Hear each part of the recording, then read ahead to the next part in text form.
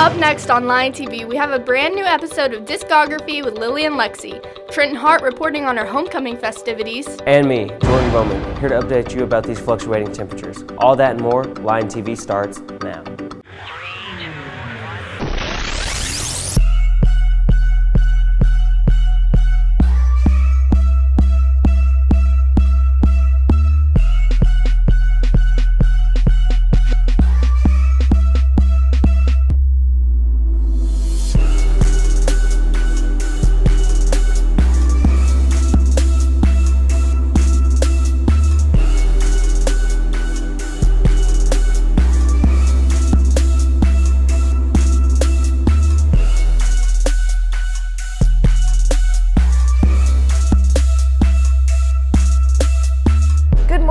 Hi, I'm Nevaeh Tree with this morning's updates and news. And I'm Sadie Brake. Welcome back to another episode of Lion TV. Let's jump into those announcements.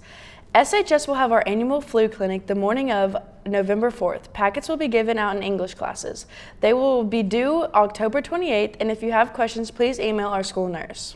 Picture makeup/retakes will be October 26th, Wednesday. Underclassmen photos will start at 8 and seniors will be afterwards around 8:45. Any female students who are between 13 to 18 years of age may apply for the local Miss Central Outstanding Teen Scholarship Competition. I primarily to the Arkansas Outstanding Teen Scholarship Competition. For more information, see Miss Cleveland in the Guidance Center. Junior class is selling butter braids to earn prom points. All butter braid orders are due Wednesday, October 19th and may be turned into Miss Fair or Miss Nilsson. Checks may be made out to SHS.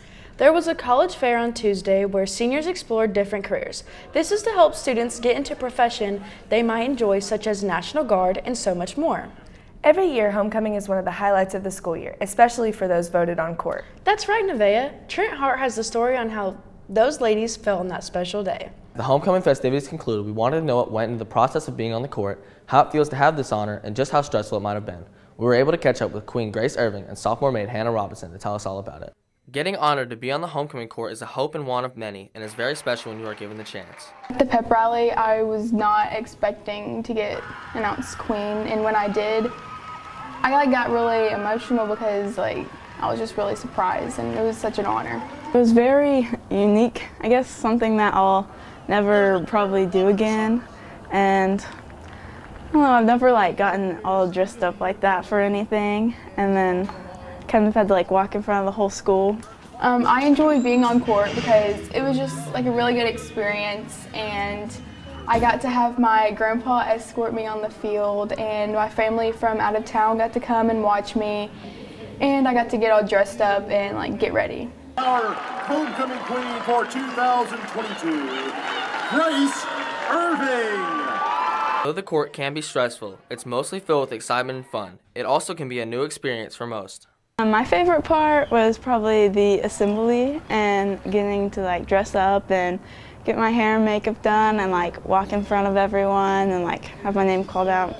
The most fun part of homecoming was getting to sit on the chairs on the stage during the football game and having the little kids sit with me. While being on the court might seem like an absolute dream, it brings many challenges because of how much goes into it. So it was really stressful trying to find the perfect dress that was a good price range and one that I really liked.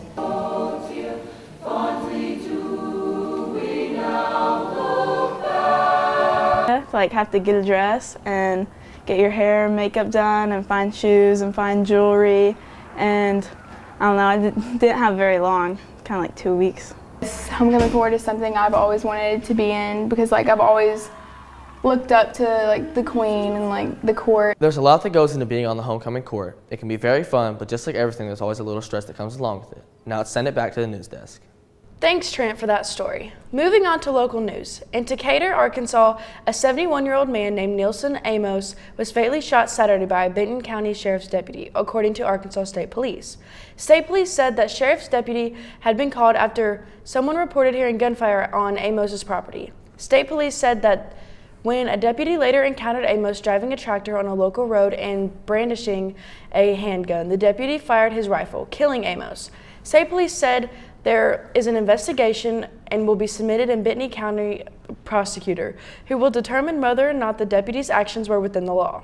In national news, U.S. District Judge Jay Moody is hearing evidence and testimony over a law he temporarily banned last year prohibiting doctors from providing gender-confirming hormone treatments, puberty blockers, or surgery to anyone under 18 years old. It also prevents doctors from referring patients elsewhere for such care.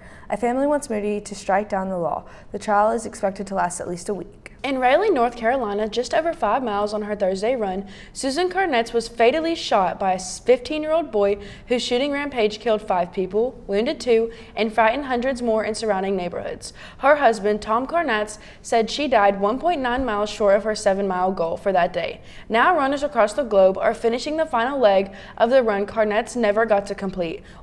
Organizing under the hashtag #RunForSue, hundreds of runners are sharing photos of their routes. Have you noticed it's actually beginning to feel like fall outside?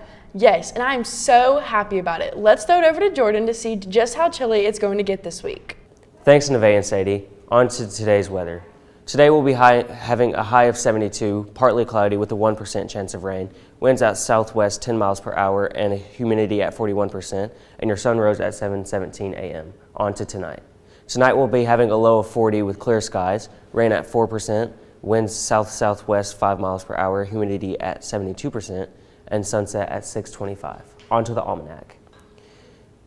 For the last 7 days, the temperatures have been a high of 86, a low of 42. Monthly average of precipitation has been 4.13 inches, and month to date to 0.46 inches. On to the 5cast. On Friday, it will be sunny with a high of 79 and a low of 51 with a 4% chance of rain. On Saturday, it will be mostly sunny with an 81% high, a 57-degree low, and a 4% chance of rain. On Sunday, it will be also partly cloudy with 82 as your high, 58 as your low, with a 3% chance of rain. On Monday, partly cloudy, 82 as your high, 57 as your low, with a 24% chance of rain. And on Tuesdays, it will be showers with a 73 as your high and 49 as your low, with a 58% chance of rain. Looks like it's going to start warming up again next week. I know, gonna have to put my jacket back in the closet. Darn, and my Uggs.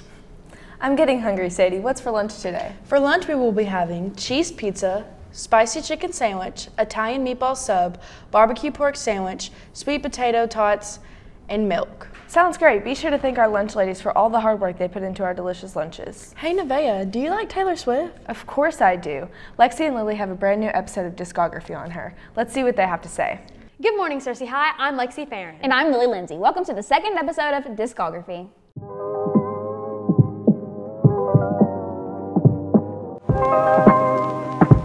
In today's segment, we're talking about all things Taylor Swift. Whether you love or hate her, you definitely know who she is. With 9 albums currently released, 11 if you count Taylor's version, there's something for everyone to enjoy. For sure. This girl has had so many eras, you could find a song of hers in almost any genre. So true. Taylor started out with country, releasing her self-titled first album in 2006. She was just a little country baby then. On this track, she released authentically sweet music. Her most popular songs were Teardrops on My Guitar and Our Song. Her next 2 albums after that were Fearless and Speak Now, and they brought us hits like Love Story, You Belong With Me, Mean, and Enchanted. In 2012, Taylor started straying from the country scene and introduced more pop-sounding hits on her album Red. My personal favorite album, 1989, was released in 2014. One of my favorite songs, Blank Space, won Record of the Year and Song of the Year at the 2016 Grammy Awards. So it's gonna be forever, or it's gonna go down in flames. Many people quote Taylor for her Reputation era release in 2017. It was truly an unexpected, edgy twist for Taylor, but it did bring us a few good songs like Getaway Car. Don't pretend it's such a mystery. 2 years later, in 2019, Taylor was back to personifying her sugary sweet side with the album Lover. In her newer albums, she has switched from edgy pop to a more emotional indie vibe. My favorite album, Folklore, features My Tears Ricochet and Betty. Folklore was released in the height of the COVID pandemic, furthering the bedroom pop sound. Since we're on the topic of folklore, we need to take a moment of respect for the song Exile. I play this every day on the way to school. Honestly, I don't blame you. Something I keep on repeat is Champagne Problems, found on the surprise album Evermore that was released on December 11th, 2020. If you haven't heard, Taylor is coming out with a new album. We've been ecstatic ever since, and it actually comes out this Friday. I'm most excited for her collab with the Lana Del Rey. I never thought a more exciting day would come. We know that SHS has a lot of Taylor Swift fans, so we talked with a few of you to get your opinions on the infamous singer. Let's see what everyone had to say. What is your favorite album? Reputation, because it has no skips. 1989. My favorite bonus track is The Lakes off of Folklore. Hey, Coach Clennon. I love getting to know everyone's favorites. Some of my honorable mentions are All Too Well and Picture to Burn. And we can't forget about Cruel Summer and The Last Great American Dynasty. Well, that's all we've got for you today. Make sure you let us know who you want to hear about next on Discography. See you next time, Cersei. Bye! Thanks, guys. I'm so excited for her new album. Me too. Now, it's time for sports with Jacob Shoei.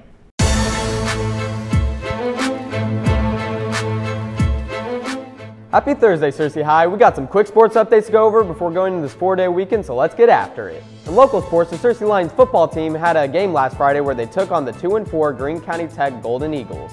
The Lions would win their games 57-19, with Tyler Strickland being up for Yarnell's Sweetest Play of the Week. You can vote on kite8.com and on Region 8 News app. The Lions' record is now at 2-5 and will take on the Benton Panthers here at the high school tomorrow. The Lady Lions volleyball team had senior night here at the high school on Monday, where we saw the Lady Lions take on the Valley View Blazers. The Lions would lose 0-3, putting their final record at 8-16 for the season. Congratulations to all the seniors on such a season. We can't wait to see what they have in store in the future. Moving on to national sports, the divisional series has come to a close in the MLB playoffs, where we saw some of the most interesting series in quite some time. Series including the Houston Astros sweeping the Seattle Mariners 3-0, with them winning Game 3 after an exciting 1-run home run to take the lead in the 18th inning. The San Diego Padres upsetting the 111-win Los Angeles Dodgers 2-1. Bryce Harper and the Philadelphia Phillies taking out the repeat hopefuls in the Atlanta Braves 2-1. And the Cleveland Guardians taking on the New York Yankees, where we saw their series go into a do-or-die Game 5, where with the help of Stanton and Judge's home runs, the Yankees would win their series after a 5-1 win. Matchup in the championship series include Manny Machado and the San Diego Padres taking on Kyle Schwarber and the Philadelphia Phillies from the National League, and the number 1 seeded Houston Astros taking on the number 2 seeded New York Yankees in the American League. These series are the last ones before the World Series, so keep an eye on them as you go throughout your week. In the NCAA, we saw possibly the best game of the 2022-2023 college football season when on Saturday, Alabama traveled to Tennessee to take on the Volunteers. The game would be tied 42-42 going into the fourth, with a back-and-forth touchdown for both teams to make the score 49-49. But after Alabama missed a critical field goal with 15 seconds left, Tennessee would take advantage as they would storm down the field to make a game-winning field goal, upsetting number 3 ranked Alabama 52-49. With Tennessee fans storming down the field to knock down the field goal post. Tennessee is now ranked 3rd, with Alabama falling down a couple of spots to be ranked 6th. Well, Cersei, that's all sports updates I have for you this week. I hope everyone has a great rest of their Thursday and an even better 4-day weekend. Now let's send it back to Sadie and Nevaeh at the news desk. Thanks, Jacob. Well, that looks like all the time we have for today, Cersei. Make sure to subscribe to our YouTube channel at Cersei High Lion TV. And follow us on Twitter at Lion TV, Instagram at Cersei Lion TV, and on Facebook at Cersei High Lion TV. Signing off, I'm Sadie Brake. And I'm Nevaeh Treat. Have a great 4-day weekend, Cersei.